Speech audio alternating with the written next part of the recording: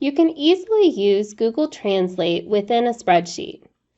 I'm going to type in some words that I may want to translate. To use this function, we always start with the equal sign, and the function name is Google Translate. Then we type in our left parenthesis, and we have a few parameters for this one. First, we tell it what text we want to translate. In this case, it's the text in cell A2. So I'm going to click on cell A2. Then I type in a comma to use my next criteria. Then it would like me to tell the source language. For the source language, you use the 2-letter language code. So for English, that would be EN, and we type that in quotation marks. Then we type a comma, and we type the target language. So again, we type the 2-letter source code.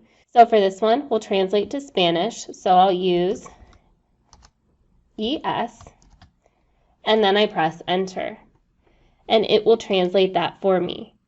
I can then click back on the cell that has the formula, cell B2, and I can use the fill handle in the bottom corner to drag that down.